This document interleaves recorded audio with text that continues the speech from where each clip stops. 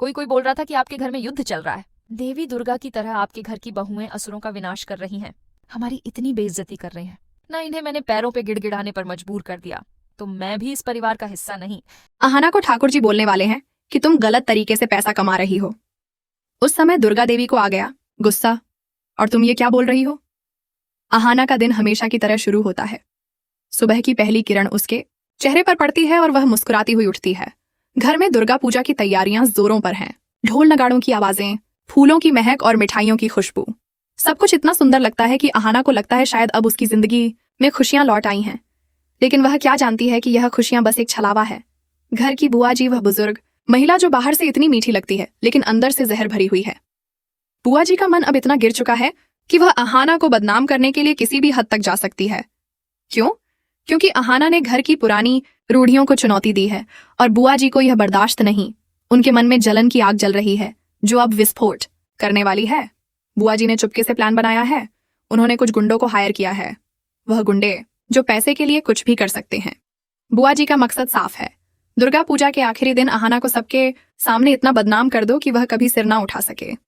वह सोचती हैं अगर अहाना को गलत रास्ते पर चलने वाली लड़की साबित कर दिया जाए तो घर में उसकी कोई जगह नहीं बचेगी। और इस साजिश में उनका साथ दे रहा है उनका बेटा पोटलू, वह लड़का जो हमेशा मां की छाया में रहता है लेकिन अंदर से उतना ही कुटिल है। पोटलू को लगता है कि अहाना घर की संपत्ति पर कब्जा करने आई है और वह उसे बाहर निकालने के लिए कुछ भी करेगा। दोनों मिलकर रात दिन प्लानिंग करते हैं, फोन पर गुंडों से बातें करते हैं और हंसते हैं जैसे कोई खेल खेल रहे हो। लेकिन यह खेल इंसानियत का नहीं बल्कि क्रूरता का है। अब कहानी में वह मोड़ आता है जो दिल की धड़कनें तेज कर देता है। दुर्गा पूजा का अंतिम दिन, पूरा मोहल्ला रंग बिरंगी लाइटों से सजा हुआ है। लोग मां दुर्गा की आरती गा रहे हैं, बच्चे पटाखे फोड़ रहे हैं और हवा में खुशी का माहौल है। अहाना भी इस खुशी में शरीक है। वह घर से एक छोटे से काम के लिए बाहर निकलती है, शायद बाजार से कुछ फूल लाने या कोई पूजा का सामान। उसके चेहरे पर वह मासूम मुस्कान है जो कहती है कि जिंदगी अब ठीक हो रही है। लेकिन जैसे ही वह मोहल्ले की संघरी गली में पहुंचती है, अचानक सब कुछ बदल जाता है। एक छायादार फिगर सामने आता है, वह गुंडा जिसे बुआ जी ने भेजा है। उसकी आंखों में वह क्रूरता है जो अहाना को डरा देती है। तुम्हें रोकना पड़ेगा, वह कहता है और अहाना को जबरदस्ती पकड़ लेता है। अहाना घबरा जाती है, उसके मन में हजार सवाल उमड़ते हैं। यह कौन है, क्यों कर रहा है ऐसा? वह चिल्लाती है, मदद मांगती है, लेकिन दुर्गा पूजा की वजह से मोहल्ला खाली है। सब लोग पंडाल में व्यस्त हैं, आरती की धुन में डूबे हुए कोई नहीं सुनता। गुंडा अब अपनी हद पार करने लगता है, अहाना की इज्जत पर हाथ डालने की कोशिश करता है। यह सब कुछ इतना तेज होता है कि अहाना को लगता है शायद यह उसका अंत है।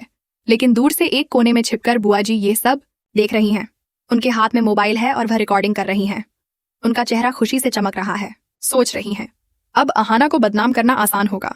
वह वीडियो वायरल करेंगी, कहेंगे कि अहाना गलत तरीके से पैसा कमाती है। बुआ जी की नीयत अब इतनी गिर चुकी है कि वह इंसानियत का नाम तक भूल गई है। पोटलू भी कहीं छिपा हुआ है, माँ को सपोर्ट कर रहा है। अहाना के फैन हो तो चैनल को सब्सक्राइब कर लो क्योंकि आगे की कहानी और भी रोमांचक होने वाली है। उधर घर में दुर्गा देवी को अहाना की याद आती है। वह बेचैन हो जाती है। अहाना कहाँ गई? मैंने उसे बाहर जाते देखा था। वह सोचती है दुर्गा देवी का दिल माँ का दिल है। वह तुरंत घर से निकल पड़ती है।